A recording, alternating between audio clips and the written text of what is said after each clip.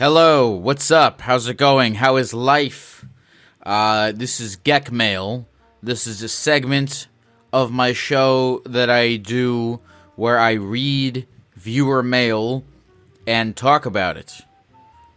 People send me words. They send stuff to therapygeckomail@gmail.com, and I respond to it.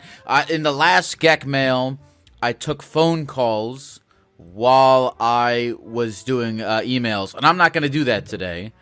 And the reason is that I don't feel like it.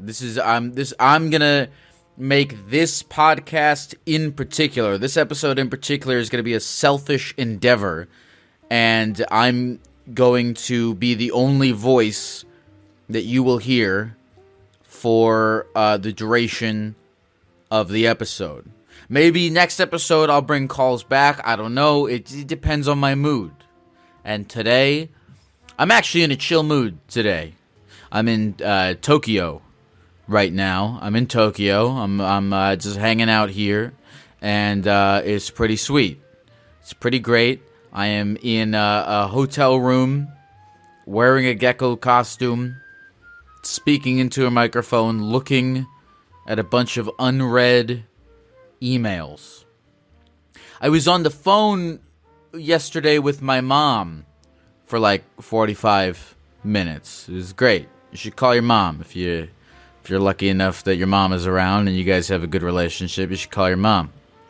I called my mom and I found out apparently my grandfather. I was talking to my mom about Japan, and my mom randomly was, I didn't know this, but my mom was like, apparently my grandfather spent 4 months out of the year in Japan for 20 years and spoke fluent Japanese. And my mom was like, oh, your grandfather would be super happy that you're running around in Japan. And I'm like, oh, that's pretty cool. That's pretty cool. So I don't know. I feel good, and I feel relaxed, and I feel happy. And I'm ready to just kind of hang out and take some emails. So wherever you are in the world listening to this, I hope you're feeling chill too. And let's have a chill time reading some emails, shall we? Okay, this is from Jamie. Subject line, hey Lyle, what color is your pee? Oh, this is a long... Okay, this email is too long for me to read. You know what? I'll read. I'm gonna just read this until I don't want to anymore. Okay, this is from Jamie. Hi, sorry for the intrusive question, but I've had the color green on my mind lately, and I was wondering why the color of my pee has such a significant impact on my mood. All right, I'm intrigued. All right, line by line, I'm gonna decide whether I want to keep reading this email, and after that line, I'm down to keep reading. A bit about me. My favorite color is sage. What the fuck is sage? Because I like that shade of green, and I recently quit my job with nothing else lined up. So don't worry. Except I'm in a fortunate position as it stands. So don't worry. I'm okay on the job front. I have a stepmom who works/manages in a company responsible for local recruitment. It's mostly factory work, but her clients are always outsourcing. What? Okay, this has nothing to do with pee.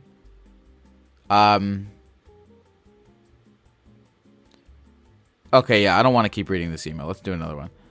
All right, this is from Nate. Subject line, I jumped off a balcony at a party and broke my ankle. Geck, I did a dumb. 3 weeks ago, I was at a holiday party and was super drunk.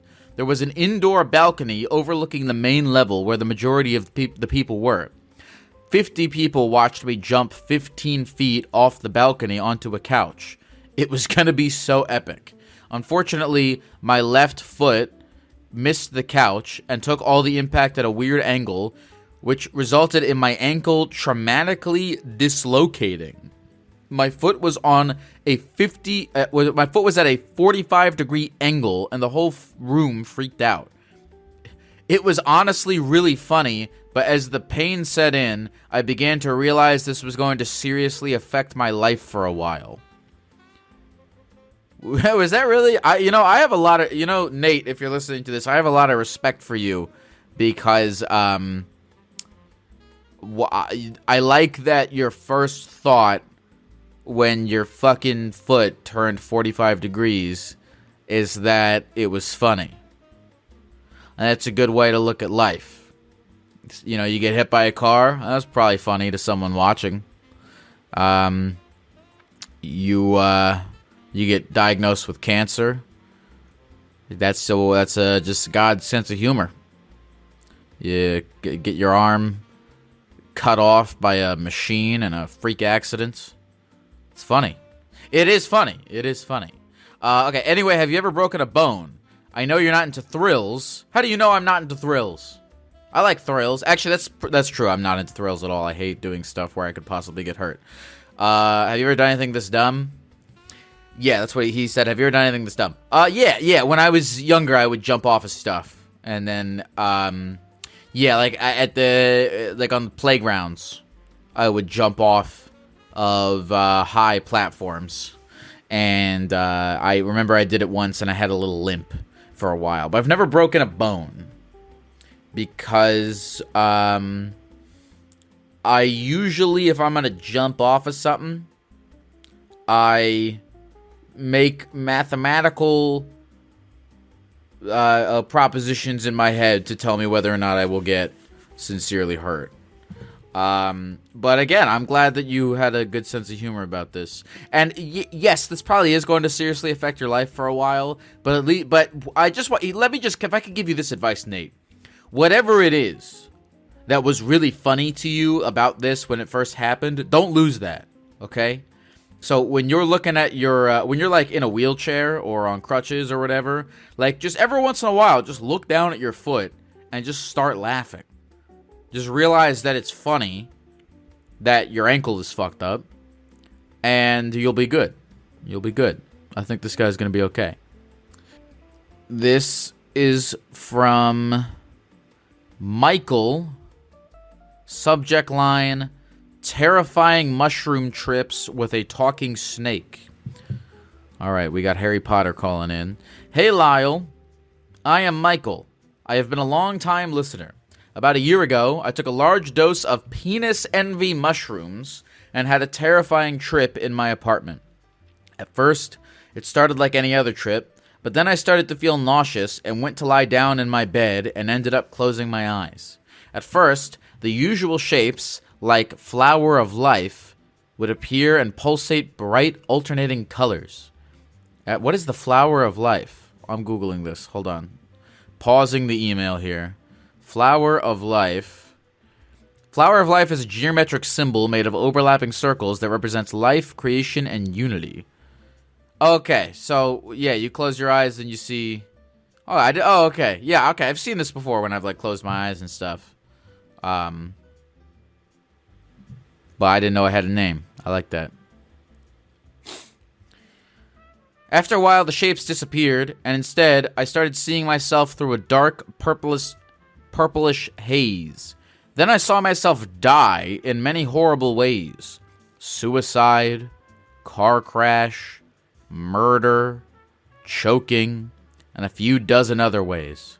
During this trip, I hallucinated the vivid moments and the aftermaths of these deaths.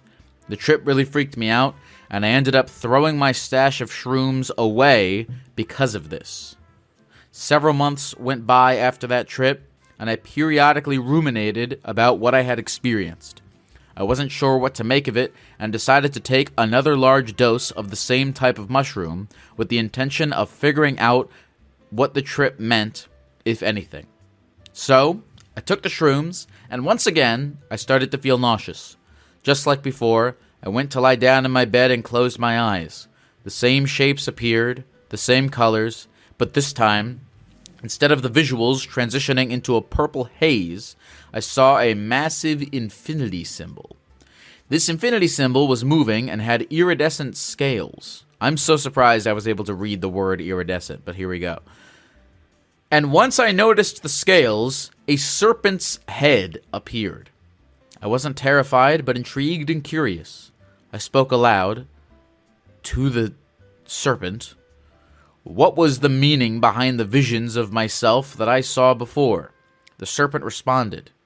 It said, "You have died a million deaths and will die a million more." This made me extremely unsettled, and I asked the serpent why.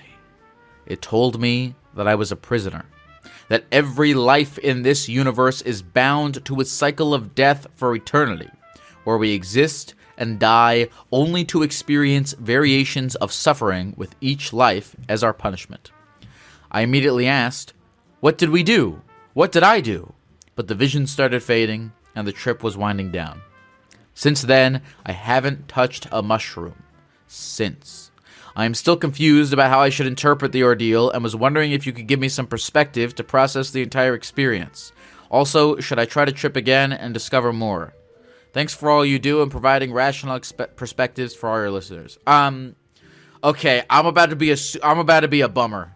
Can I be a bummer, Michael? I'm gonna be a bummer here.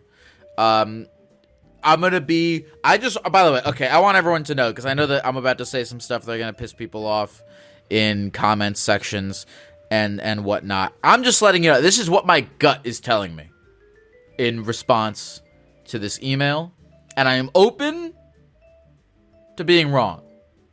But look, man, here's the thing.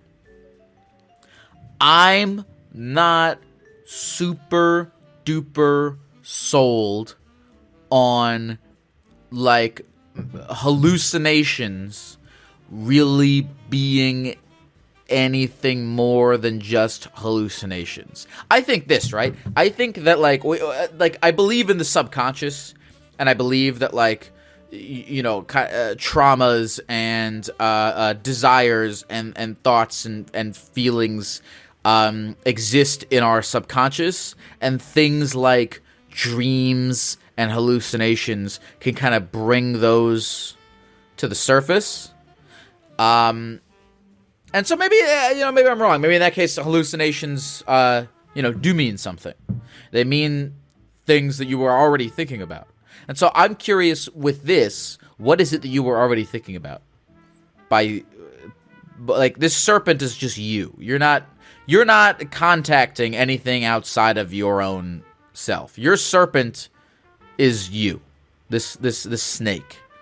Okay? And so what did the snake say? It just said that, what is the meaning behind why did it make you unsettled that the snake said you've died a million deaths and will die a million more? That sounds like a fairly standard cycle.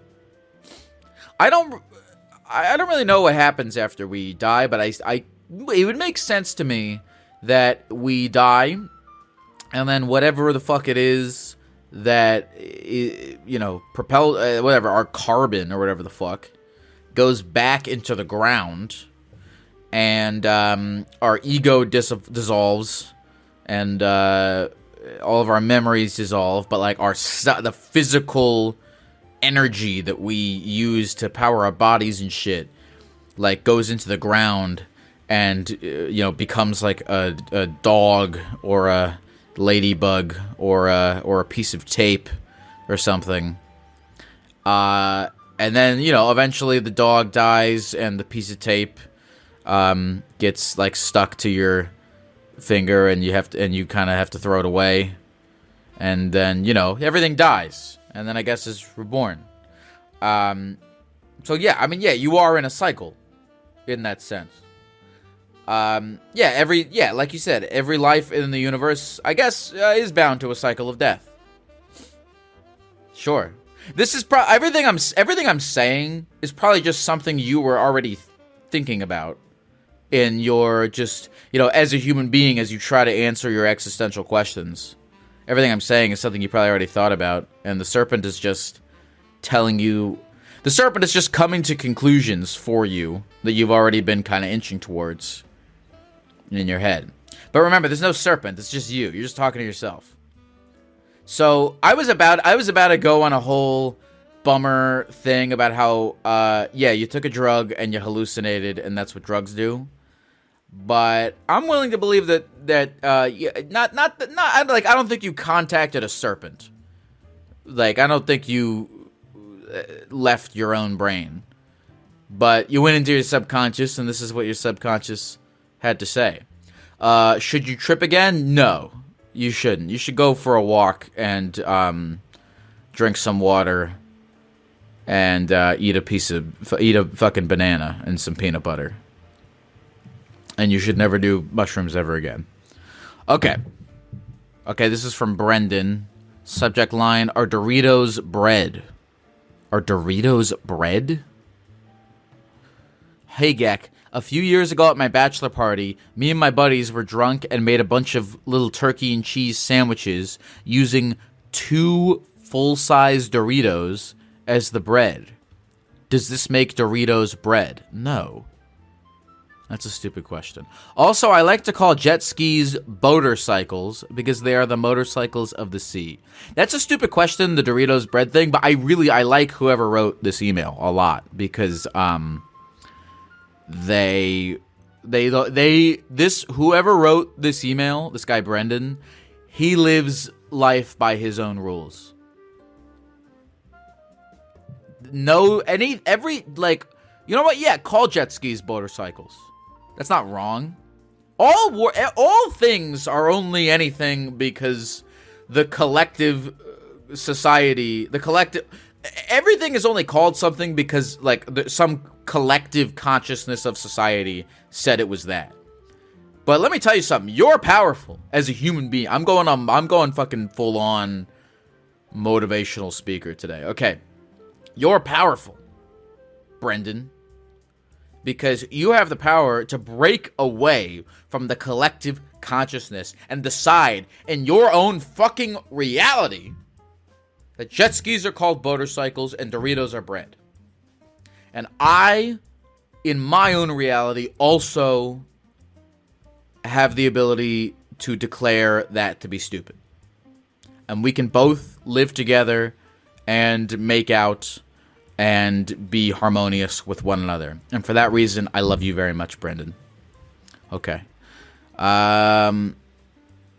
Let's see here. All right, this is from someone who told me not to read their name on the stream. All right, this is from whatever, Jessica. Hi, Geck. In the fall, I, 26F, matched with a girl, 29F, on the apps. We hit it off right away and arranged a date for the next night. Hold on, let me make sure I'm recording this. All right, I am. We were supposed to meet up at a bar, but that got canceled due to one of her pets going to the emergency vet. Still, she invited me over to her place despite the fact, so I headed over with a bottle of wine, not knowing what to expect. Drove over and we were hanging out, just chit-chatting. I learned on the date that she cams and does a lot of dom work online. I even got a tour of the room where she does her streams. She showed me all of the toys she uses, and I got to see her sink filled to the brim with dildos and butt plugs. We got food ordered to the house. She then invited me to jump into her hot tub. That's awesome. We made out under the full moon in the hot tub while it was raining. We moved things inside the house shortly after and had a good time. We hung out a little bit, / was texting a lot, but as of late November, I got ghosted. This was probably one of the craziest things I have ever done. She was a cool person, but I'm disappointed she didn't give me any proper closure to our weird situationship thing. From K. Yeah, it's a bummer. It's a bummer when, if you go on a date with someone and you have an awesome time, and then you get ghosted, and you get a little butthurt. You're like, why didn't I get proper closure? And I think one of the greatest superpowers I think you can develop is, and it's hard, but if you can give yourself closure and kind of take this evening and go. If you can just give yourself closure and just take this evening for what it is, right? I mean, that's like a microcosm for all of life. All of life is just fucking, anytime anything good happens to you, you have a good day, you have a good fucking minute, you have a sip of water. Life is really about taking whatever you can get. And so if you got to make out with a hot lady in a hot tub, while she shows you her fucking stream den under the full moon. Like, you got to have that night. You know, many people don't even get to have the one good night. Most people have not had a good night in their lives. Their lives have just been toiling in dirt for forever. That's most of all of life for most people, has been rolling around in dirt and starving to death. So the fact that you got even one night where you made out with a hot lady in a hot tub, I mean, pretty good. Pretty good. Is it a bummer that it didn't work out into anything else? Yeah, for sure. It's a bummer. And, you know, take a second to grieve it. Be like, take a second to be pissed off and upset, and then, you know, move on and go, all right, well, I got to do one of the craziest things I've ever done, and I'm just going to take that for what it is, and I'm going to be confident, optimistic, that, you know, my life will continue to have interesting and cool things happen in it, even if it is not as a result of a continuation of this. That's cool. And whatever, I don't know, if you miss her, you can watch her stream. I mean, you probably don't do that. It's not healthy, but okay. Let's see here. All right, this is from Hugh. Subject line, PSA for the uncircumcised. Okay, I'm Jewish, so this does not apply to me. Hello, Geck. I am uncircumcised, and I found out at the age of 18 that you were supposed to clean under the foreskin. My dad is circumcised and never taught me how to clean it properly.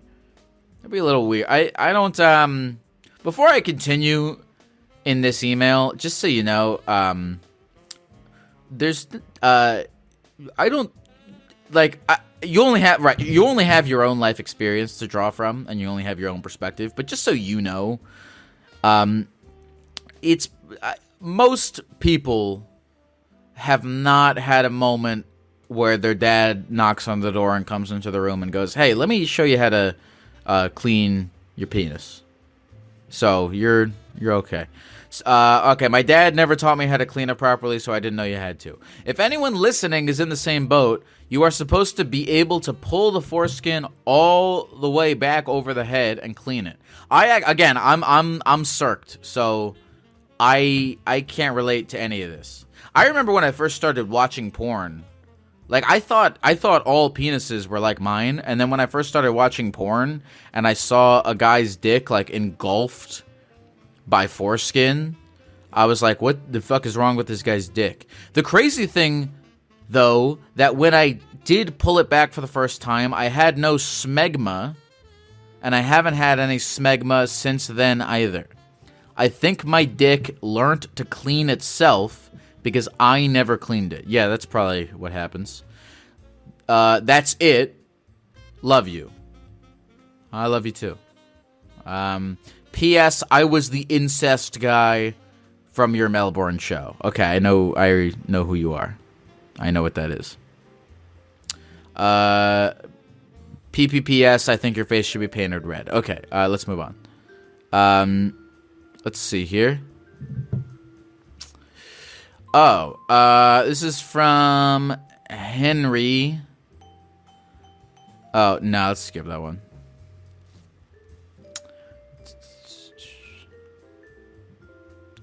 All right. This is from Jeremiah. Subject line, Jeremiah. Hey, Geck.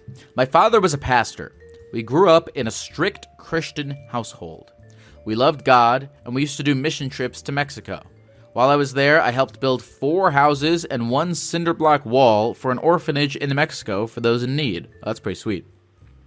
The first time I went on a trip, which we would drive 36 hours from Canada to Juarez in a van. Holy shit. Hold on, give me a second. I gotta map that out. You fucking drove from Canada to Mexico? Let me see. Where's Juarez on the map? I gotta look at that. Ciudad Juarez. Okay, it's like near El Paso. Okay, it's like right on the border of... Yeah, damn. That's crazy, man. That's crazy. Yeah, Ciudad Juarez is like right. It's like in El Paso, right on the border. Okay, my first time I went on a trip, we drove 36 hours from Canada to Juarez in a van. I was 9 years old. My father got cancer when I was 13 and passed away when I was 14. I turned away from my faith, started partying recklessly, and experimenting with drugs. I got into a lot of trouble. I also began making music, beatboxing uncontrollably. That's a very funny way to describe that. I became a self-proclaimed pioneer for beatboxing in Western Canada, performing all over British Columbia and Alberta. I learned how to beatbox from a Mexican boy named Domingo, son of the manager at the orphanage that we built the houses at, when I was 11 and he was 13. I still perform gigs, but not as often. I am 32 now and still dealing with the grief 18 years later. To anyone struggling out there, there is always hope, and I love you all. Thanks for listening. Thanks for sharing that, Jeremiah. That's really cool, man. Yeah, this is one of those, by the way, I know people keep saying, everyone put your phone number in there so you can call the person. And I'm like, nah, I don't. I prefer these episodes to just be me reading emails. But, yeah, this is one of the, Jeremiah, if you can hear this, try to call me on one of the, days that I'm streaming, because I want to hear more about your story. I want to know more about beatboxing. This is cool. This is a cool story. Thanks for sharing, Jeremiah. This is from Heather. Subject line, I turned my best friend into a frog. Okay. Hello, Geck. Thank you for being one of the best parts of 2024. I got to see your live show in Portland earlier this year and had an amazing time. Thanks, Heather. In January, I went to my first anime convention for my friend's 30th birthday. I'm so glad I took the time off and went, because not only was it a blast, but my friend died suddenly 5 months ago of type 1 diabetes. We had been friends since high school, and nothing really prepares you for that news. I teach criminal justice, so I'm familiar with death. One of the ongoing gags between me and my friend was that I'd always send him unhinged funeral ideas. Sky burials, turning my cremated remains into a trackable keychain, having a furry-themed memorial... having a Furby-themed memorial site, etc. Unfortunately, he didn't give us many ideas for his funeral beyond Viking funeral, which is mostly illegal in the United States. Aside from one city in Colorado, apparently. Okay. What is a Viking funeral? Hold on, I'm going to interrupt this email real quick and Google Viking funeral. Okay, Viking funerals involve the burial or cremation of the deceased, along with the sacrifice of items and people. Okay, basically they just, like, fucking throw your body in a river and throw it on fire, I think. When his mom offered me and his other close friends When my friend's mom offered me and his other close friends some of his ashes, I knew I had to do something off-brand, but still respectful. After hours of research, I found a website that had a frog necklace for cremains. So that's what part of him was turned into. A bejeweled frog with a quote from one of our favorite animes. He knew I loved frogs and was a mutual weirdo, so he wouldn't be the least bit surprised. He was the ultimate nerd. He loved anime and cosplaying, played D&D, and streamed Persona 5 and other video games. To honor him, I will be taking his froggy remains to anime cons this upcoming year and 2 concerts that he always dreamed of going to, My Chemical Romance and Ado. Death is crazy, but life is crazier. Take the time to be weird with your friends. Thanks for anything, Geck. Let me see. Did she put a picture of the frog necklace? Oh, she did. That's cute. Oh, I like that. We got a little picture of the frog. That's really cute. Oh, thanks for sharing the story, Heather. This was really, really cute. I like this a lot. Yeah, I like the idea of unhinged funeral ideas. Yeah, I don't know if I have one myself. I'm a little scared, because, you know, alright, so you know how, I was just went on a whole fucking rant about how we die and our body gets, put into stuff or whatever, can you just where do all the hot people live? Can you bury me like if you could do me a favor, bury me in the ground somewhere in Scandinavia. Just bury me in the dirt somewhere in Scandinavia. Not because I have any ties to it, but just because like I want to. I think like, okay, if I get buried in the ground in Scandinavia, I'll like my body will like go into the food there or whatever, and then I'll be reborn to a Scandinavian family, and I'll be like tall and blonde and have like a chiseled jawline and shit. So I think that's like the optimal place to be buried if you want to be hot in your next life. So that's what I want you guys to do to me. Well, not you guys. Whoever's listening to this is not going to be the one in charge of this, but I mean, also don't do this. Okay, whatever. Thank you for sharing this, Heather. This was good. I liked this a lot. Okay, here we go. This is from Cedar. Subject line: Gay Luigi fanfiction. Hi Lyle, my name is Cedar, and we've actually met twice after both of your St. Louis live shows. Kick-ass. The first time I met you, you told me I reminded you of Roxas. I actually totally remember you.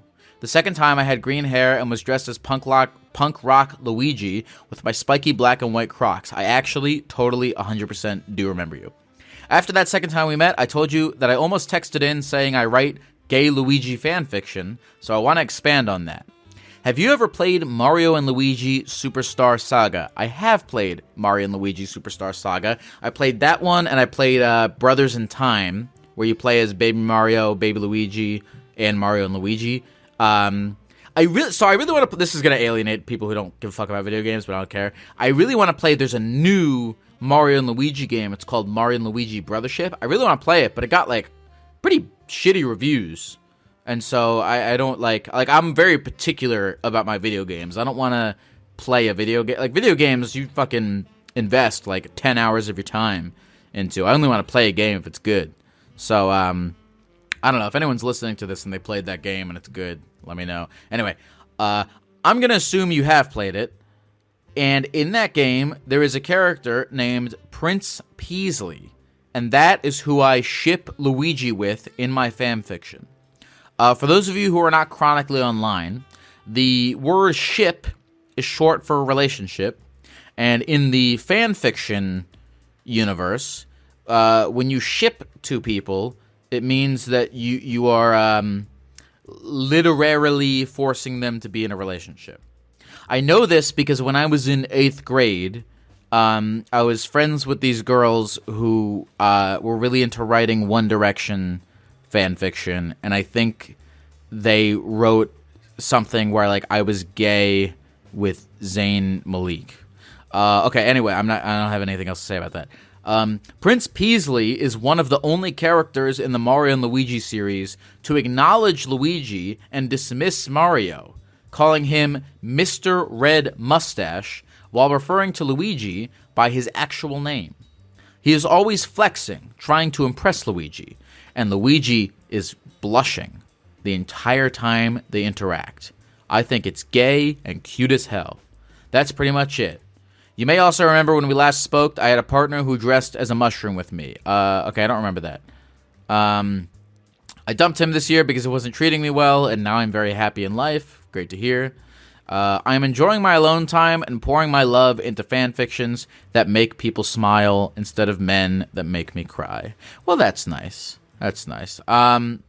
Okay, P.S. I think Luigi X Daisy is a bit of a forced ship meant to give Luigi a Princess Peach because Mario always had her as a love interest. I feel like Luigi and Daisy would date, break up amicably, and become bisexual besties who hype each other up in life. I don't know, maybe Shigeru Miyamoto is that, maybe that's what he thinks too. I don't know. Yeah, you can do whatever you want. I'm pretty sure Luigi is in the public domain, so you can make him gay with Mickey Mouse or whoever you want. Okay. All right. Let's look here. This is from Diego. Subject line, trail running adventures and pooping complications. Over the past year, I've gotten into trail running, and your podcast has been a formidable companion, helping me escape the thought that a serial killer or a bear is chasing me. I hope that my podcast doesn't help you escape that thought in the event that one of those two things actually is happening. But anyway, thanks to you, I have an easier time enjoying my runs instead of constantly looking over my shoulder and being very paranoid. Why? I'm concerned that you're always paranoid that a bear or a serial killer is chasing you every time you're in the woods.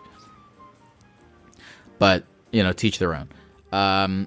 Anyway, trail running has introduced a new challenge. I often face a choice between shitting my pants or pooping on the trail.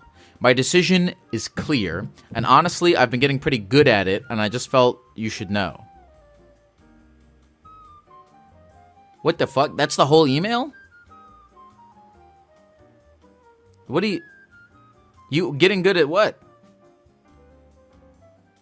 I'm so mad that that's the whole email. This email leaves it ambiguous as to whether what is the clear decision? Is the clear decision to shit your pants or poop in the trail?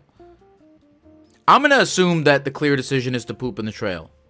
And I don't know what getting good at it means. I guess maybe that means that you've just been good at finding the right leaves. Yeah, here's the thing. If you have if you are carrying a backpack, right, and you got some toilet paper and some hand sanitizer, you're in business. You can shit anywhere you want. Okay, well, cool. I'm glad that you learned a new skill, Diego. Good for you. Okay. This is from Jude. Subject line, the shredded carrot incident. Hi, Geck. Call me Bug. I'll skip the how much I love the podcast paragraph and get straight into it. The story. You didn't really skip it. If you had taken out this line, you would have skipped it. But that's okay. I only thought for about 2 seconds before deciding what to write, and my first thought was this. Okay, that's not getting straight into it. I'm sorry. I don't know why I'm being a dick about this. But I'm alone. I don't know why I'm being a dick about this. I'm alone in a room right now reading these emails, and so there's no other human beings. It's like when I do the phone call podcast, there's another human being on the line who I think can give me feedback as to whether or not I'm being a dick. But here, it's just, I'm just stream of consciousness. My stream of consciousness, honest to God thought, is that it bothers me that this person, saying I'm going to get straight into it is paradoxical. Because you can't say, I'm just going to get straight into it, because getting straight into it would require the omission of you saying, let's get straight into it. And then saying that you thought about what you were going to get into, and then writing that is not getting straight into it. But none of this, by the way, none of this matters. I'm just having a lot of fun doing this. I'm just having a lot of fun ranting about how. And by the way, what I'm doing right now, the fact that I'm taking all this time, the fact that this is what caught my attention, the declaration that you're going to get straight into it while not getting straight into it is causing me to also do the exact opposite of getting straight into it, because we haven't even started reading this email. We haven't even gotten past whether or not we're going to get straight into it. So let's get straight into it. For some background, I'm from the UK, and at the time of the incident, I must have been around 8 or 9 years old. So we're on a beautiful island in the Maldives, staying at a 5-star hotel as a family. One morning, we head down to the buffet-style breakfast to start the day. After grabbing an omelet, I noticed one of the waiters grating some cheese. Naturally, I walked over and asked him to sprinkle some on top of my eggs. Before starting, he said, "Tell me when to stop." After a few seconds, there was enough, so I said, "That's okay." And he smiled, but kept grating.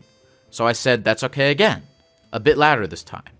And with a big grin on his face, he continued. I stood there, watching as what felt like an eternity passed, while the pile on my plate grew higher and higher. Finally, he stopped. I walked back to my table, feeling slightly confused, and as I sat down, my dad and brother bursted out laughing, and they pointed out that it wasn't cheese at all, it was a shredded carrot. Embarrassed, I tried to eat it, but I couldn't, and to this day, I still can't stand shredded carrot. Maybe it was a language barrier, or maybe the waiter just really wanted me to eat a carrot. Love what you do, and hope to see you next time you do a gig in the UK. I'm 25, and I wonder if you had a similar experience growing up, something that embarrassed you as a kid, but stayed with you into adulthood. Fuck, I'm on the spot now. I'm sure I do. Okay, I'm gonna think about that, and if something comes to me, I'll circle back to this. But no, I've never done anything embarrassing as a kid. That's not true. All right, yeah, sure. I remember when my parents got divorced and my dad moved out into a townhouse. I would spend, like, we had like a custody thing where like I would spend like every other weekend and like every Tuesday or Thursday at my dad's house or whatever. And one night I'm like, I don't know how old I am. Maybe I'm like 10.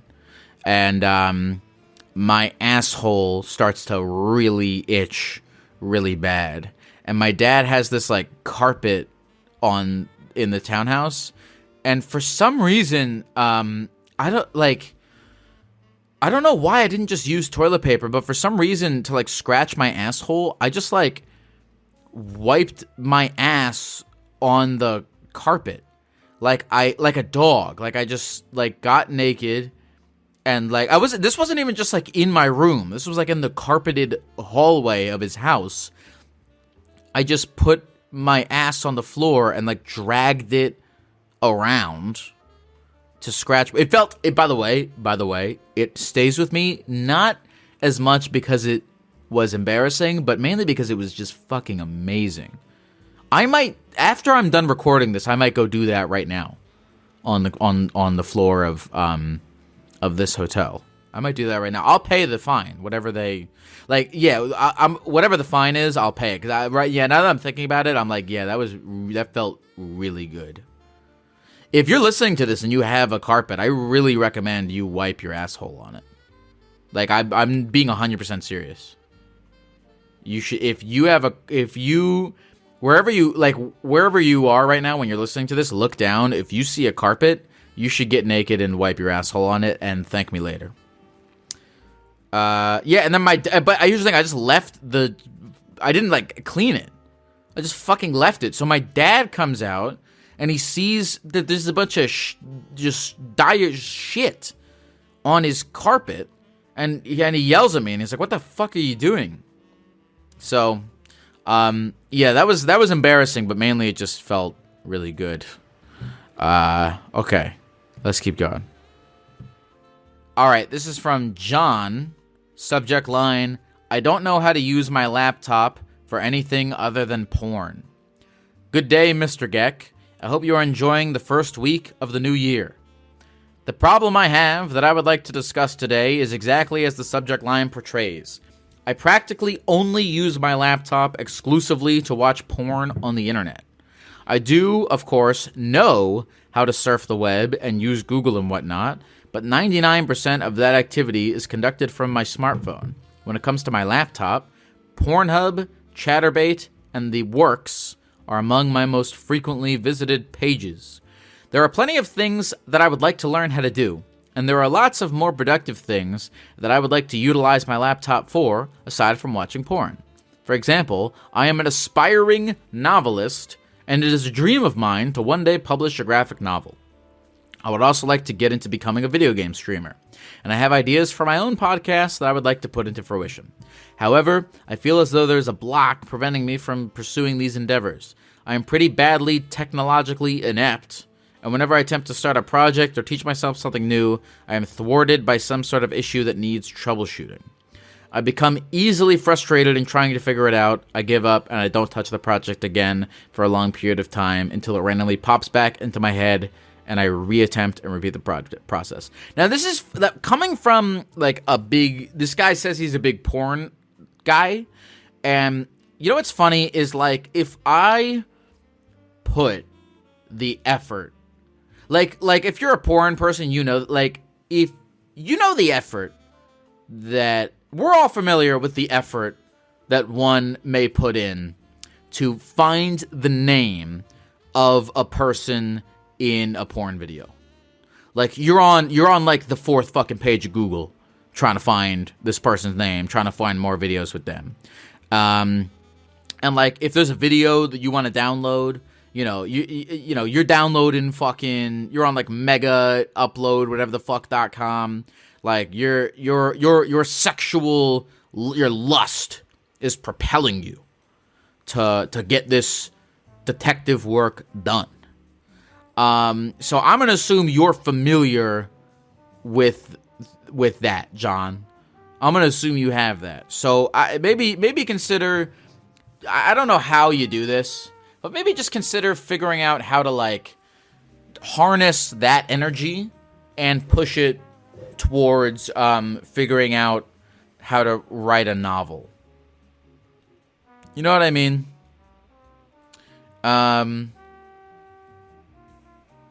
So that's what I would say, John. That's what I would say is take the energy.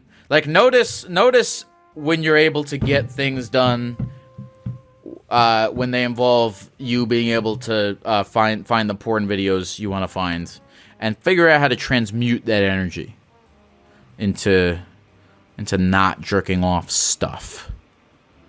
All right. All right, this is from Onyx. Subject line, I am a depressed drag queen. Hey, Geck, longtime listener and avid fan. I'll just get down to it. Okay, I'm not going to go back. I'm not going to go on this rant again, but about getting straight into it. Okay, all right, sorry. I'm a horrible writer, so bear with me here. Like the title says, I'm a professional drag queen with 10 years of experience. I've been fortunate enough to be quite a successful drag queen at that. I performed all over the country and was on a drag competition television show. Oh, very cool. I unfortunately fell victim to the gods of reality TV and did not place very well on the show. This crushed me. I know I'm an amazing artist and I am fortunate enough to make a decent living doing it, but this does not change the fact that this show mentally destroyed me. It's hard because the show has given me a platform, but it also did me dirty in many ways. Long story short, it became apparent that I was casted as an early out. And well, I was. I spent $13,000 on costumes that never aired. I can't emotionally move past this show. I feel like I fucked up my big break. I know thousands of drag artists that would kill to have this opportunity, but I can't move on from what it has done to me mentally. Oh my god, Onyx. I have so much to say about this. First of all, look, the fact that you're doing drag for a living, I'm going to assume that you have some kind of social media presence, right? The world we live in, people, it's so crazy to me that people haven't like fully caught on and understood just how little gatekeepers there are in the like arts entertainment industries, right? So like it used to be like whatever in the fucking like 90s or 80s or whatever. It's like there's a fucking guy at a desk and the guy decides whether or not you have a career, right? That's how it used to be. But now we have the internet and you can take those you spent $13,000 on costumes that never aired. Fucking make your own videos with the costumes. Like, fuck this TV show. Who cares? You have the costumes. Why don't you make your own fucking TikToks and Instagram reels and YouTube videos with this shit? I hate TV. Also, saying I can't emotionally move past this. I feel like I fucked up my big break. No, you didn't fuck up your big break. You're big. They're also like. Sorry, I'm stuttering. But listen, Onyx, just keep doing the work. Clearly you enjoy doing it. Clearly you probably have, I don't have a lot of information about who you are or how you make your living, but I'm going to assume that you have a social media presence if you are making a decent living doing this. Just keep doing the work. Literally just keep fucking doing your stuff and keep fucking making videos of it and putting it on the internet, and you're good. Also, if you're doing it for a living, like there is no what do you mean big break? You've broke. If you're doing something that you really like doing, and you're doing it for a living, and you're getting to do it, you've broke. You know, you've broke. So I would move on from this stupid TV show. I would never, if I were you, I would just never think about it again. And I would go, well, that was kind of dumb. And then just keep doing your fucking drag, man. Yeah, I think it's super silly to let this TV show get to you. So just keep doing the work. I remember when I was 18 years old, there was a video of me doing stand-up comedy that like went to the front page of Reddit. And I got like this like fucking manager person reached out to me, and I was having a conversation with him, and I was like, oh shit, this is like my big break. Like I'm gonna be like a young hotshot stand-up comedian, and I'm gonna get to like get on Comedy Central and do all this stuff. And then nothing really happened with it, and I went to college. And like about a year, the year following my like viral stand-up video, I felt really very similarly. I was like, oh man, I fucked up my big break. I was like so genuine. I was so regretful that I didn't capitalize on this opportunity that I had with this stand-up video going viral. And, you know, cut to 4 years later, I just keep making stuff, and I'm fucking around, and I get in my Gecko suit, and all of a sudden, I'm on the front page of Reddit again, and I learned from that experience, and I capitalized on it, and now I'm reading your email. And, you know, I don't know, and honestly, I don't know, I guess while I'm talking about myself, it's like, this whole, I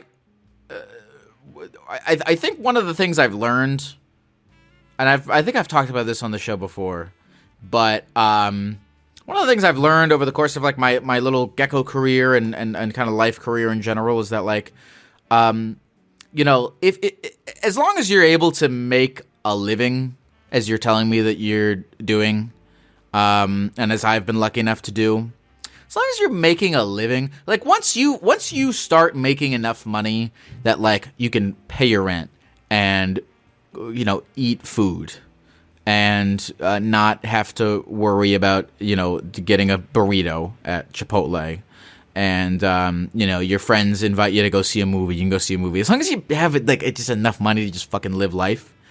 Everything beyond that is like, who gives a shit? Like, you fucked up your big break to do what?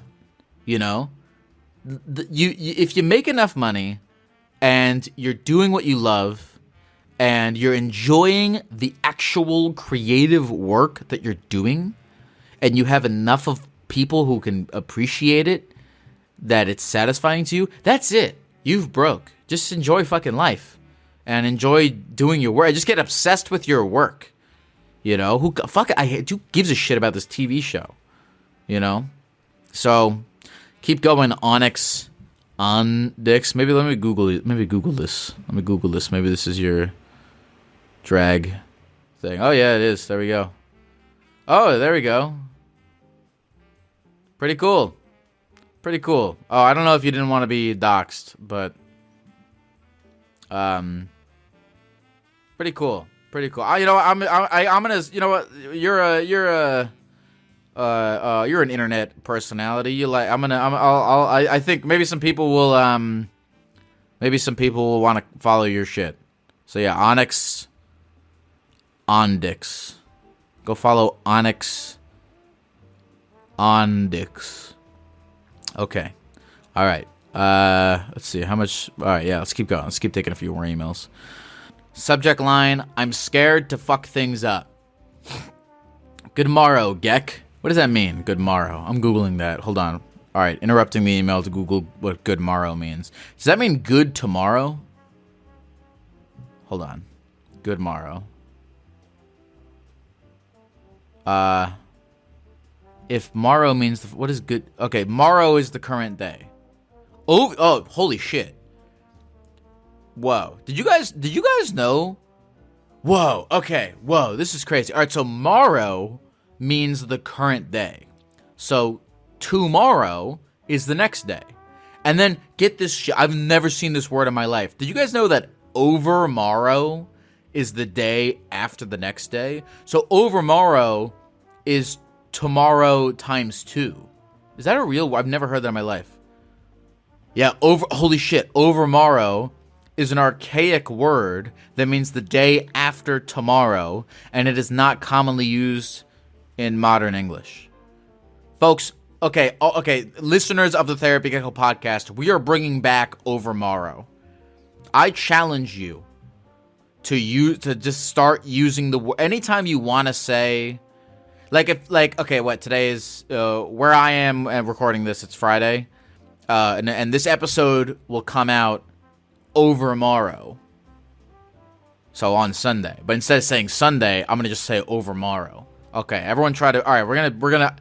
All right, Therapy Gecko podcast listener petition to bring back overmorrow. All right. Anyway, good morrow, Geck. You can call me Fenton. Recently, I started talking to a girl again who I had a talking stage with back in June. We ended up stopping talking because she said I smoked weed too much, and at the time, I was basically like, me a real bad man, and I'ma keep blazing the ganja. Okay. Over that summer, I did a lot of acid. I'm pretty sure it wasn't acid and was, in fact, some other chemical, but oh well, I survived. Okay, what's the thing? This acid made me realize that this girl is really special because she's the only girl I know who likes the band Madness, and music taste is really important to me. How old is it? Are you 16? Anyway, I cut down on weed and Nick and alcohol because of her and started working out. Pretty good. Pretty good, Henry. Pretty good. Cut to the start of December, and we catch each other's eye in the hallway of my college. All right, you're like 20. Or 19. Like 2 or 3 times. We have been talking every day since the 17th of November, and I'm worried that this whole thing is built on a lie because the only reason I improved myself was because of acid. Thank you, Geck. I love you and all that you do. Okay. I need to understand how this person's brain works before I continue responding to this email. Okay. I'm worried. Okay, so the acid made you realize that the girl was... Okay, you say that the acid... Okay, you say the only reason you started improving yourself was because of acid. But you're saying the acid made you realize the girl is special, and so you started improving yourself to be with this girl, and the whole thing is built on a lie. Listen, Henry, I hate everything you wrote in this email. No offense, but I'm gonna just say this to you. Just keep improve yourself because it's good. Just like, I'm assuming that cutting down on weed and nicotine and alcohol and working out has made you feel good and that you're enjoying it. So, Henry, listen, don't be why. And also, you didn't really include in this email why you're afraid to fuck things up. Henry, I want to make things really simple for you. Take stock of your life, of what is improving it, what you wish was different, things you want to start doing, things you want to stop doing. And it sounds like you've done this already because you're cutting down on drugs and you're working out and you're improving, and that's great. And then when it comes to this girl, right, if you like her, fucking do things for her that you think will make your presence in her life better for her. Okay? Continue to take stock of whether or not this girl's presence in your life is good for you. And keep it fucking simple. Those 3 things. I think I said 3 things. Yeah. Keep stock of the things you want to do to improve your life and do them. Make sure that you're being valuable to this woman's life if you really like her. And make sure that this woman is valuable to your life and that you're not just doing things because you fucking don't want to, be alone and jack off like the guy with the laptop thing. Which it's not that bad. Jerking off. It's fun. Sorry. All right. Let's take one more email. Let's read another email somewhere. All right. This is from Jesse. Subject line, I'm in love with my step-aunt. Hello, Gecko. My name is Jesse, and I live in the great state known as Miami, Florida.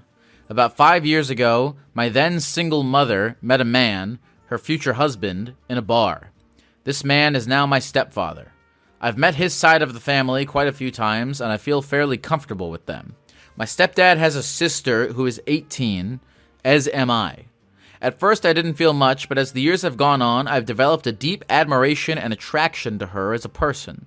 We're basically just friends that happen to have these labels laid upon us. I truly have no idea if she feels the same way or not, and telling her how I feel could go really well or really badly. If she was simply just a friend that I had, I probably would have confessed my feelings to her by now. But since she's technically my step-aunt, I've refused the idea because of how badly the consequences could be among our families.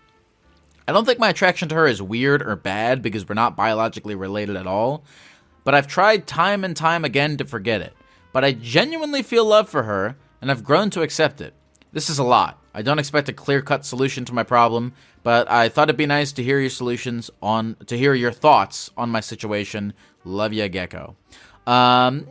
This is interesting. I can really tell, Jesse, by the way that you wrote this email, that you have a pretty mature thought process around this, and you've really thought about it. I don't think your attraction to her is weird or bad because you're not biologically related.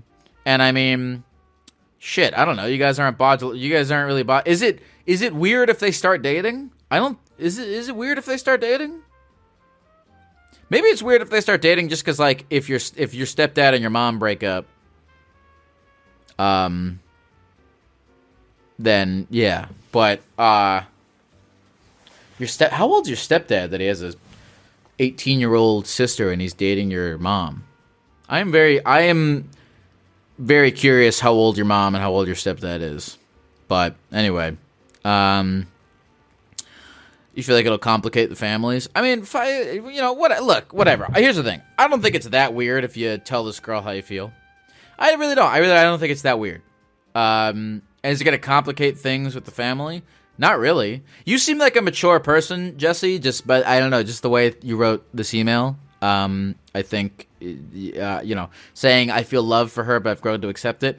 I think what would make, I think if you really, like, your gut is telling you to, like, have a conversation with this girl about it, not necessarily be like, I'm in love with you and we need to, I know that it's weird that you're my step-aunt and whatever the fuck, but, like, let's get married. I think your gut seems like it's telling you to just bring it out into the open and have a conversation with it. And what would make it weird is if you were weird about it and you didn't accept whatever the results of that conversation were. But I'm not getting that vibe from you. So, look, if I were you, and you really kind of had this stirring in your gut and you wanted to get it out in the open, I don't think it would be the worst thing in the world to have a conversation with this girl and bring your admiration and attraction to her in the open and see how it's received. And if it's not, a mutual thing, or if it just proves to be too complicated for you guys, you can accept that outcome. And I think that, I think you'll be okay. Yeah. Okay, I finally know who they're making all the stepsister porn for. It's several of the people who have emailed in today are the reason why they make so much stepsister porn. I don't know. What does the chat say? Chat says he should keep this to himself. Chat says it'll complicate it. Okay, chat does not agree with me. But, whatever. I don't know. Give it a shot. Life is short. Life is short. Tell your step-aunt that you love her. Alright, that's it. That's the podcast. That was Geckmail. I hope you guys enjoyed it. I hope that you had a good time. I had a good time. I enjoyed taking these emails. We're at the end of the... Okay, you know what the thing is? We're at the end of this episode. So, if you were... This is the end, period. Okay? So, everything I say after this, normally when I'm doing this podcast, I'm like, okay, I want it to, like, be of good quality. I want to make sure that the things that I'm saying are, like, worth... I want to make sure that this podcast is worth listening to. But at this point, it's the end. You know, we've already done, like, at least an hour of a podcast that I've, like... For the past hour of podcasting, I've had a thing in my brain that's been like, okay, let me make sure that this is listen-to-able. But now that we've gotten an hour of what I've considered listen-to-able, I'm throwing it all out the window. This part of the podcast can just be shit. This can just be me ranting in circles.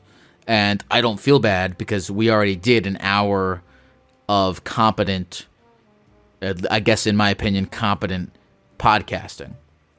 So now I'm just going to rant. And you don't have to be here. You can move on to the next episode or go to the previous episode if this isn't working for you. If you're just like, oh, this is just literally just ranting with zero substance. But I'm genuinely just challenging myself right now to not stop talking for as long as I can. For no reason. There's no reason for me to be doing this. Okay, send an email to therapygeckomail@gmail.com. That's therapygeckomail@gmail.com. And you can follow me on twitch.tv/Lyle Forever, or you can follow me on Instagram at Lyle4Ever. If you want to, keep up to date on when I'm streaming and when you can call in. What else? I drank an energy drink before this, which I typically tend to do. So I guess I'll just keep ranting for a little bit, or I won't. Like I said, I feel like I delivered the hour of competent podcasting that I set out to deliver, and the rest can just be dog shit because it's all extra. It's just bonus. It's literally, honestly, if you're still listening at this point, right now, this is the end. Okay? If you're still listening at this point, I don't really know why. I'm not gonna say anything else of substance from this very moment until the end of the episode. There will be nothing else of substance. There's just going to be me ranting and seeing how much longer I can keep talking for. And I'm feeling a little tired, so I think I'm going to stop talking.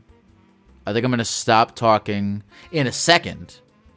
But before I stop talking, I'm going to talk a little bit more like I'm doing right now. And I think that now that I don't really want to keep talking, I'm going to stop talking and end the episode right now. So thanks for listening, and praise our Lord and Savior, Jesus Christ. Okay, thank you.